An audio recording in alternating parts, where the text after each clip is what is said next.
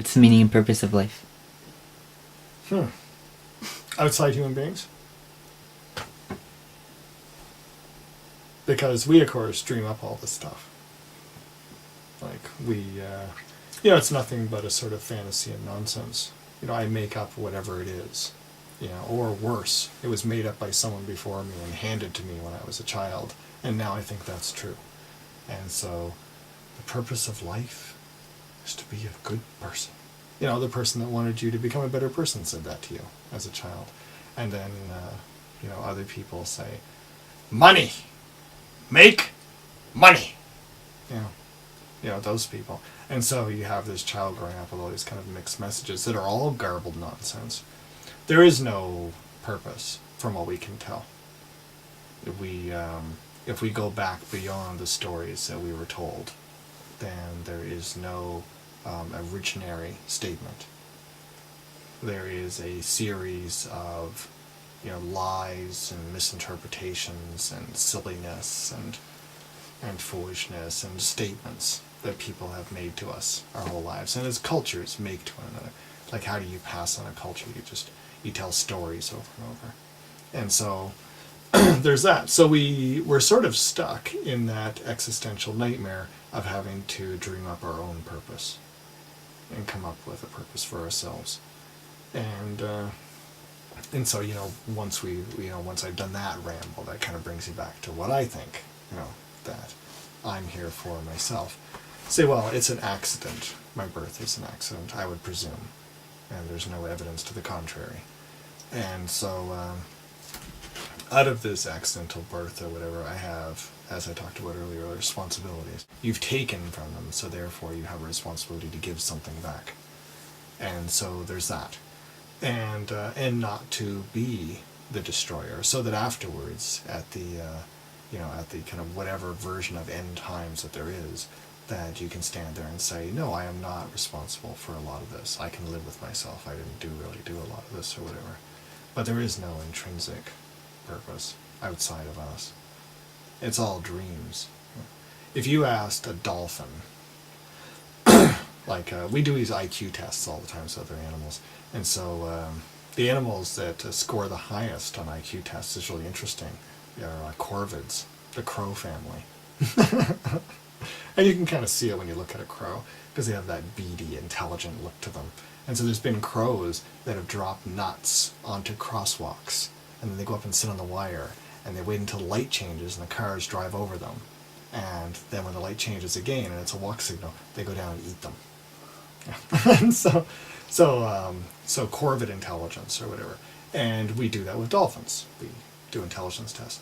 And I was talking to my students one time about that, about intelligence tests. They'd say, well, humans are more intelligent than dolphins, even though dolphins have big brains, and everyone remembers the big brain thing of dolphins. And I said, can you imagine trying to pass a dolphin intelligence test? Like what that would look like. So, it's a way of reversing the dolphin trying to pass our intelligence test. I said, so the dolphin intelligence test, I said, I doubt the dolphin would have anything about swimming on their intelligence test, because it would just be taken as primary. I said, but I can't swim. And so when the dolphin comes to me and says, we got this intelligence test, so get in the water and we'll start the test. I can't really swim, dolphin. And I think the dolphins are nice enough that they wouldn't make a big deal out of it. I think they would say, that's okay. Don't worry about it, we'll do something else. And then they would probably do some really mediocre tests, like having me throw balls through hoops or something, and call it a day. Because that is really too low on the echelon to even test someone who can't swim. And then afterwards, not in a mean way, but juvenile dolphins would talk amongst themselves about the thing that couldn't swim. Like, what do you mean can't swim? Like, can't move around through the water. Ridiculous! And so you can't begin to do an intelligence test on another being. But nonetheless, all these other beings, likely, if we have our versions of what we think the meaning of life is, all these other beings have them too. And so the ants, the carpenter ants, that are trying to probably make a nest in my cabin, and are chewing through holes or whatever, are thinking like, we're getting somewhere here. We're making something. We're building a society. We're making the world a better place because we've riddled one of these timbers in the corner with holes. And the bird sitting up on the limbs is looking down at the carpenter ants and saying, yeah, I don't just provide for my own food. I also I used to get rid of those pests. Like that guy in the cabin there, he should be pretty happy with me because those carpenter ants are chewing up his cabin. And so I exist to make this world a better place. We would all have our, I think, fantasies of different types of why we're so important or what we contribute to the world or whatever like that. But it's important to remember, I think, that it's all story and fantasy and never to take it all that seriously. If you do take it seriously, then suddenly you find yourself at the door of the death camps, and you're either being pushed in or you're pushing someone in. All because you took your own ideas a little bit too seriously. You can't make up a story and then be so convinced by yourself that you're willing to do things to other people on the basis of it, or do things to other beings on the basis of it. Humans are superior to other animals. Thereby, I get to do whatever I want to animals. Say, well, let's examine the premise. That's probably where I would start with that question or whatever. So, meaning of life is a story. Would you characterize everything you've said for the last few hours as fantasies and garbled nonsense? And yeah, sure. Yeah.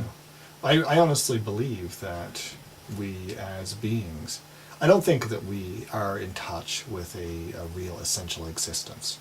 And do you know the theories of Jacques Lacan? Mm-hmm. Okay, so territorialization of the human body and all that kind of stuff or whatever in the mirror phase and blah, blah, like that. And I think that's a very good metaphor for human existence. And I do think that from an originary moment of amorphousness, really, that we moved into codification.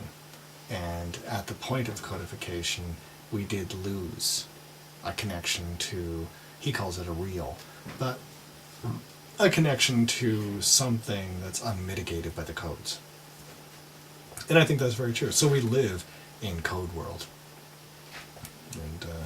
and don't really see what's around us at all. And so the upright tree to a forester looks like one thing. The upright tree to someone from the city who doesn't really know anything about trees looks like a screen between them and reality. And to that bird out there, the tree is a place where you find bugs or whatever.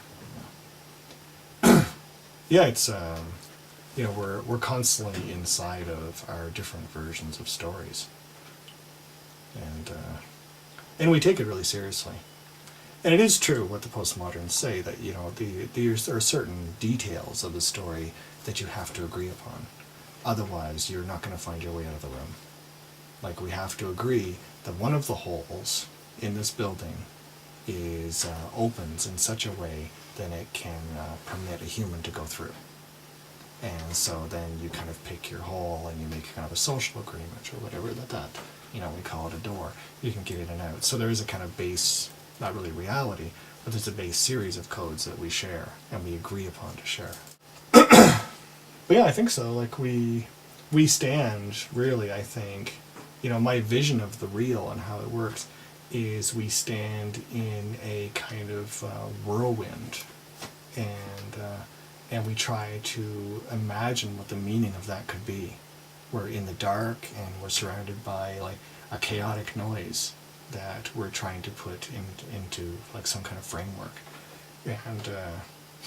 and we do it. We're framework makers.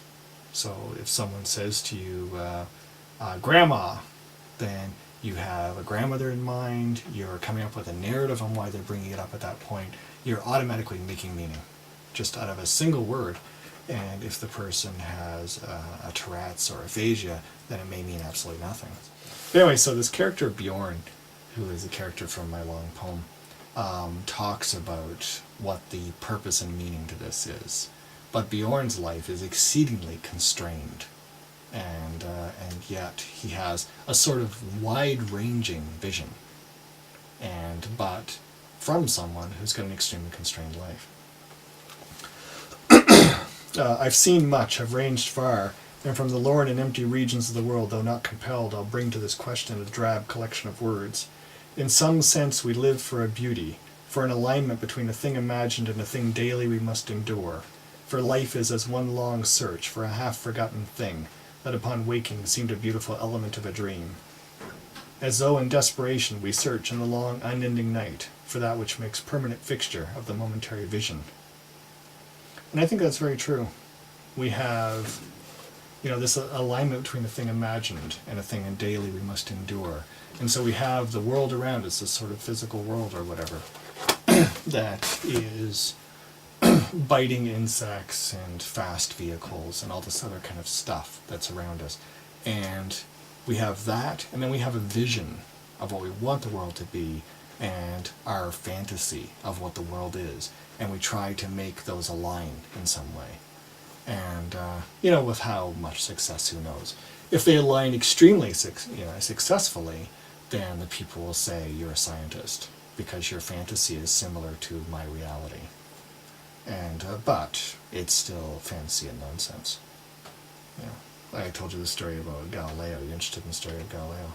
Yeah. So, Galileo has the 2 cannonballs, which most people didn't know. He got them from his grandmother, actually.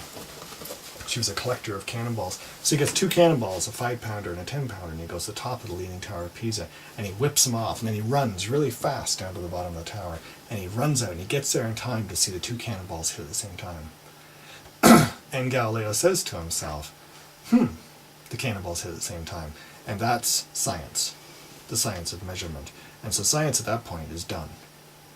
But Galileo, like us, can't resist but make up a story, a narrative. Objects of unequal mass are attracted a fantasy, a story. And any story would have sufficed as long as it fit the measuring. But he dreams up this kind of story, and then the story gets passed on to us, and we live inside of the story of Galileo. But it's really nothing but a fantasy. The only thing that really was going on, as far as we could tell, was the cannonball business. And that Grandma, the really intriguing part of the story is why Grandma collected cannonballs. Right? The rest of it is just sort of, it's a story more of how science works. Science has a calculation about light, where one calculation they use light as a particle, another as a wave, because they don't really know how it is photons stream. And so when they do the calculations, it works better this way and better that way. And I like that, because I think that shows the pragmatism of science.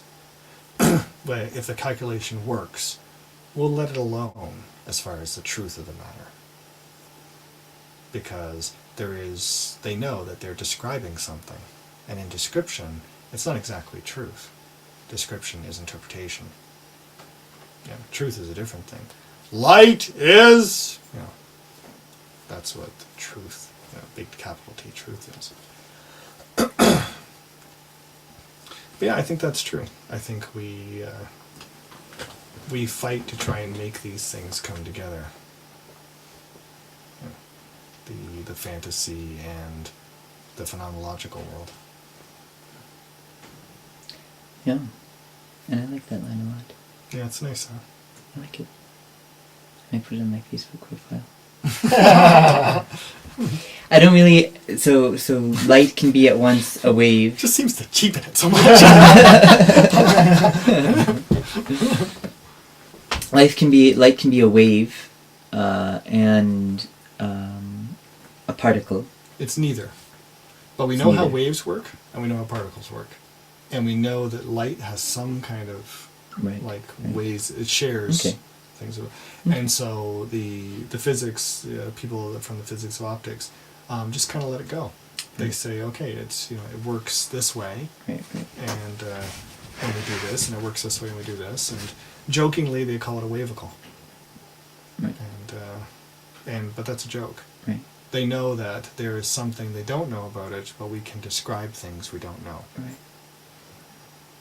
Yeah, kind of like how people describe ghosts or whatever. Charlotte woke up beside a ghost one time. This old lady was sitting in the chair beside her or whatever when she woke up. And I said, well, did you ask her anything? And she said, no. And I said, you got a ghost sitting beside you. You don't ask me anything. And ghosts, I know, have nothing important or useful to say. They're always like, cold, dark. It's like, Ghost, did you lose all of your brains when you died? You know, it's like, where is the real part of this? You know, like, you are dead. You've gone to a kind of afterworld. You've snuck back for whatever reason, and you've got nothing important to say. Get the hell out of my room. You know, you're no worse, or you're no better than some vandal that breaks in. You know, worse in some ways. You know, because you can stick your finger through them. It's ridiculous.